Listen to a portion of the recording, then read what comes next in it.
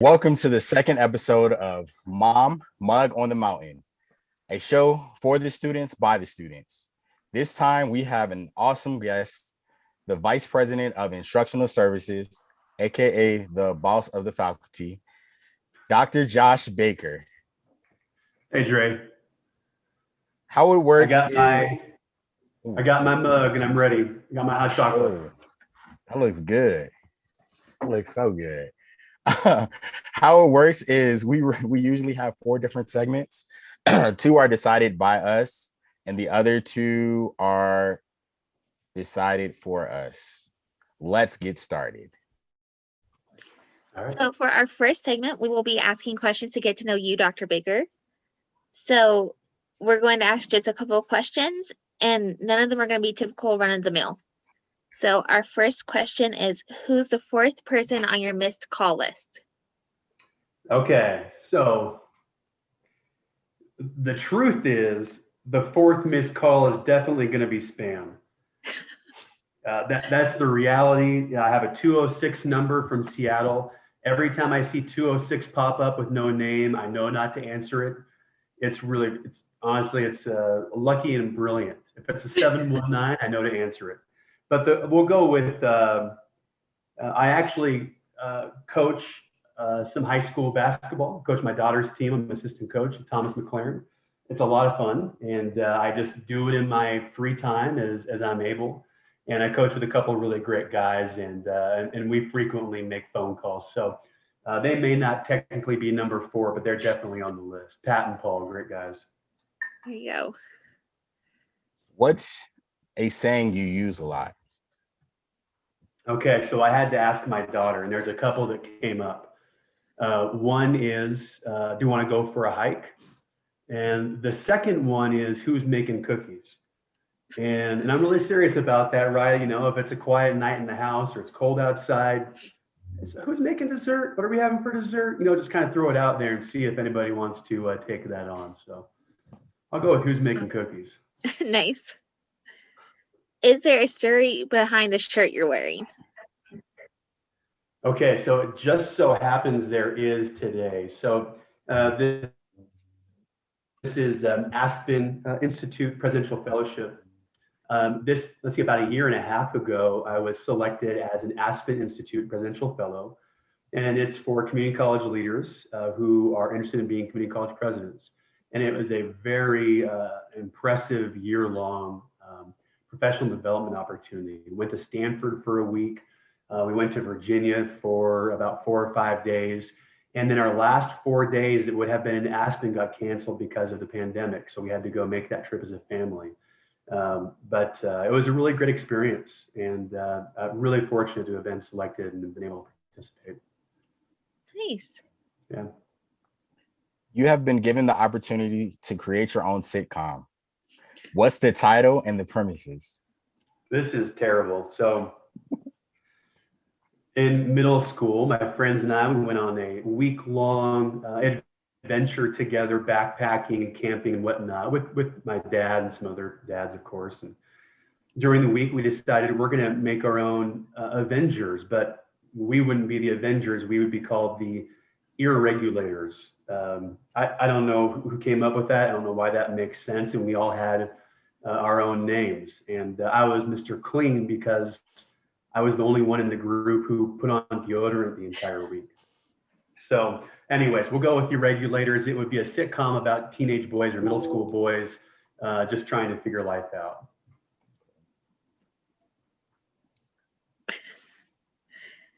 Name the top 5 things you would take with you during a zombie apocalypse. Okay, so number one, I'd grab my family. I'd grab my backpacking gear. Let's go with some chapstick. If you've ever been out in the woods and get burnt lips, that's terrible. I'd have to go with the baseball cap, or actually a lot of times I wear a pullover like a lot of the ones that we use now as a mask. I hike in those. Oh, we'll have to go with payday. So a payday, you can have it out in the mountains. It's not going to melt, so no chocolate. So was that 5? Did I get 5? I think I got 5. Yeah. It's awesome. Am I back yet? You are. What makes you feel supported? Okay, good. Sorry, I'm back. Okay. Supported, boy, just I don't know that I have like a really specific about this, but just people authentically supporting and just not judging, just saying, hey, I understand the challenges or and appreciate your effort. Just the authentic relationship just goes so far. If you could add anything to your car, what would it be? Oh, I don't know. 8-track player. Mm. The first car I drove was a 1977 Lincoln Continental. It was very old at the time, and it had an 8-track player. So let's go 8-track player. Why not? Nice. What's your morning routine? It's simple. I'm a get up and go kind of guy. There is an occasionally I'll go through a stretch of going to the gym in the morning. When I really get desperate, it'll be 5:30 in the morning, and there's a part of me that loves it and a part of me that absolutely hates it. But that would be the only thing in the morning routine that's at all interesting, other than just go go go. How do you implement self-care into your daily life? Well, sticking with exercise, for me, this is a really big part of it. Is a daily or near daily exercise routine. Right now, for me, that's going to the gym at 8:30 at night, spending 40, 50 minutes. Um, and actually, what I've enjoyed recently is also turning on a book and listening to a book. So sometimes I enjoy the music, sometimes listening to something more reflective, sometimes talking to people around me, or just reflecting. I find it's a really, it is my cool down, my reconnect, and just kind of drop the stress from the day. For me, it's a must do. That's awesome. Yeah. What do you believe about mental health and therapy? Oh, it's just so critical. I mean, I don't know what more to say than you just have to really put effort into it. And whatever that is for you, for me as well as hiking, going out down a long trail with my wife, my kids, or a friend, or alone, and just thinking, talking, listening, not having distractions. Find something that helps you disconnect and connect with your core and who you are. If that's a daily faith-based routine, which I believe in as well, whatever it is, just find something that really helps you get grounded and get down to who you are. Awesome. Well, thank you so much, Dr. Baker. You're welcome. Our second section is Wree section of the month, which is self-care. All right. So for what I like about self-care is just taking a few moments for myself. I either like to write in my journal or read a bunch of poetry that I found. I love collecting poetry books. And sometimes I will also just take a moment to take like a mini 15-minute nap, just be by myself, just relax and keep quiet and just recollect myself. That's a great example, Ree. I don't do particularly well with the journaling or poetry type stuff, and it's great to hear someone else that's really is their go-to and works well. Now the napping I am an expert on. Right. But that's great. So Wree, how do you schedule time for self-care? I try to block out either after one of my classes where I have sometime before my next class or before I have to go to work or before I go to bed. So I can just be peaceful and try to have that peace so I can have a good restful night's sleep. Okay. Do you believe the popularized term self-care is helpful? Why or why not? I do because I think it's a newish term, and I think before that people said I'm just gonna like take some time for myself, and people didn't really understand what that meant, or it was kind of like looked down upon. So I think having an actual term that you can center around that time is a good idea.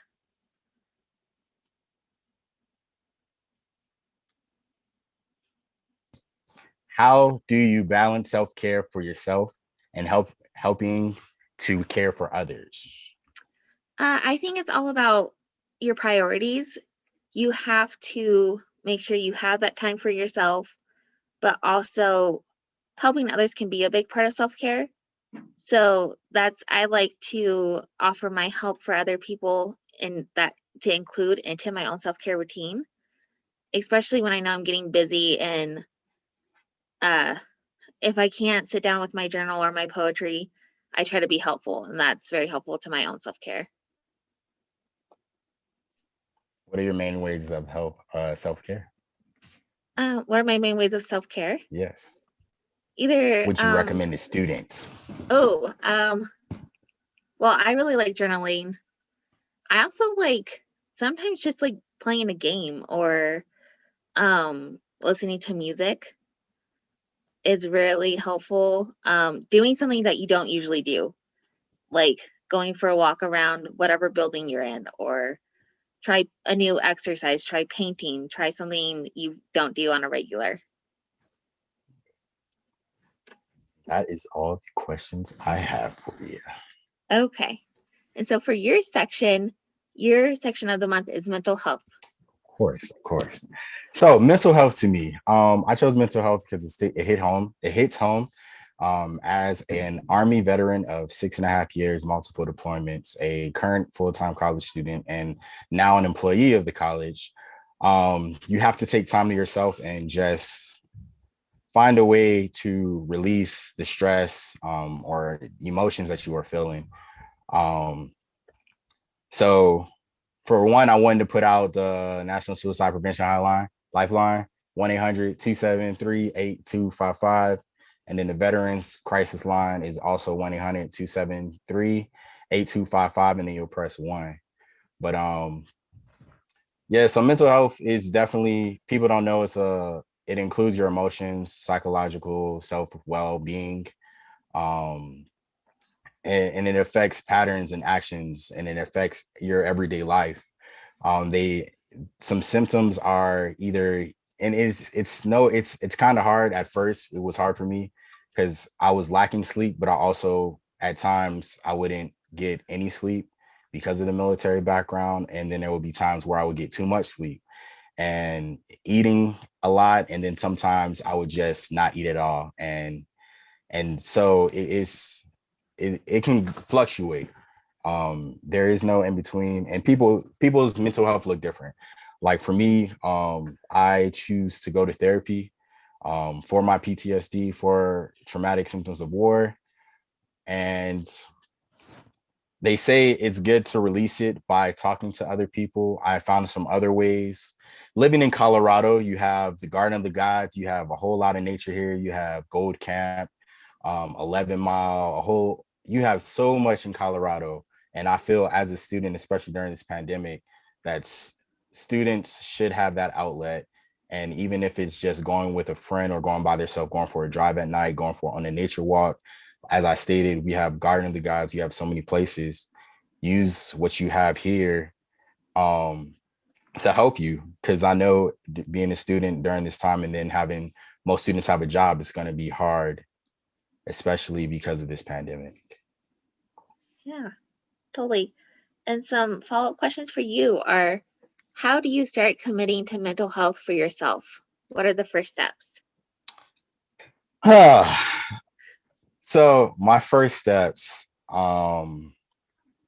committing to myself is definitely first realizing that there is a problem and going out to be able to talk to someone, whether it be a therapist, or if I don't have the time to talk to someone, take a ride, go to the Gold Camp, just go for a little walk up at Gold Camp, or even Garden of the Gods.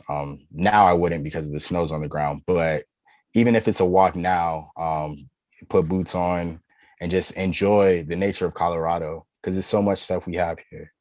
So that would probably be my first step. Nice. Do you believe a mental health journey is ups and downs or linear, and why?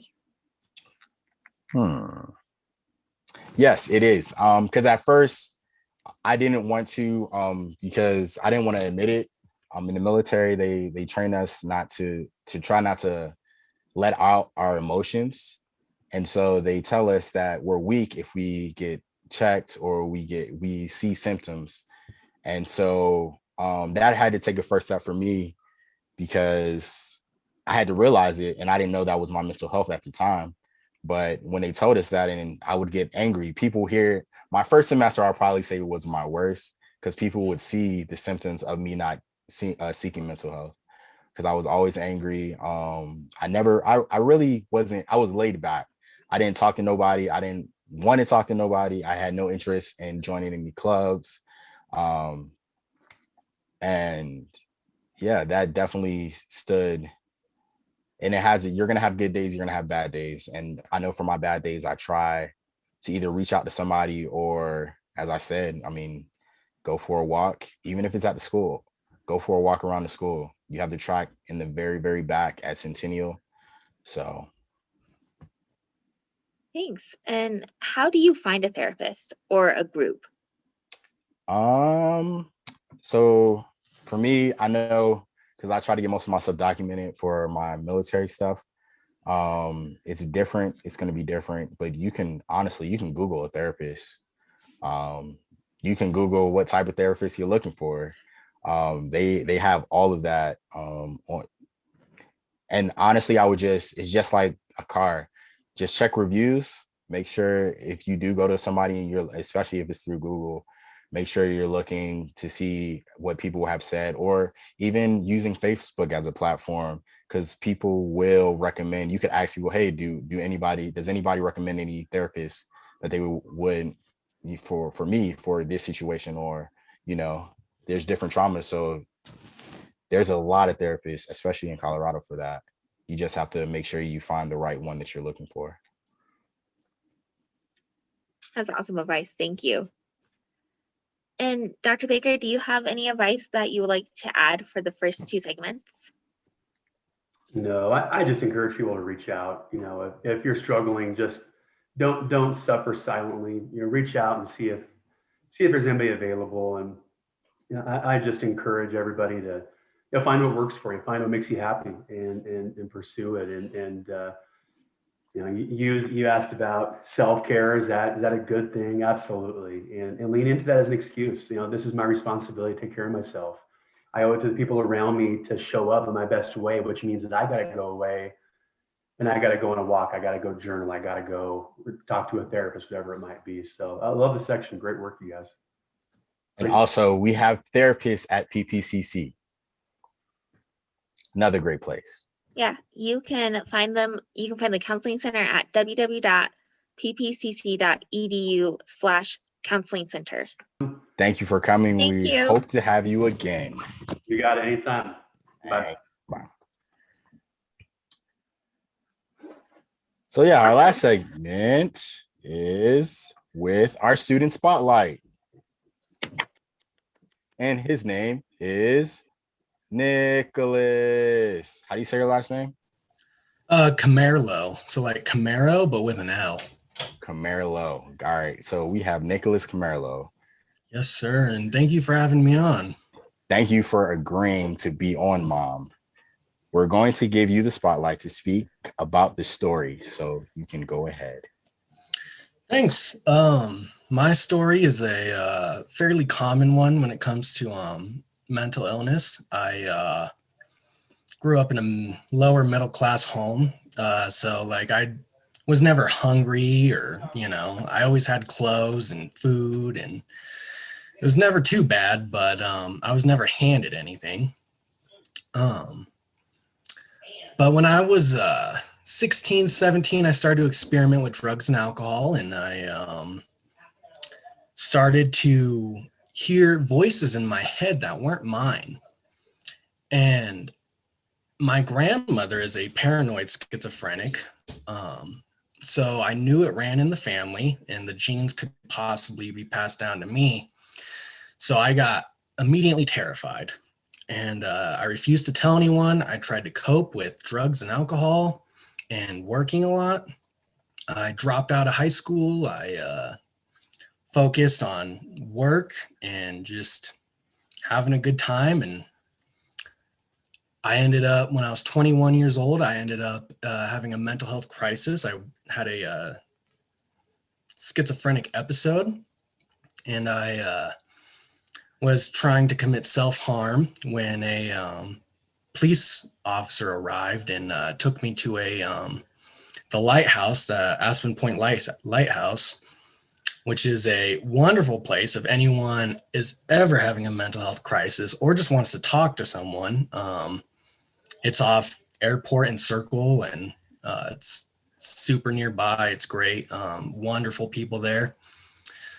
But I ended up becoming physical due to my episode. I got really scared and tried to leave, and they ended up getting physical back. I stayed several days in a jail, and when I got out, I was immediately sent to a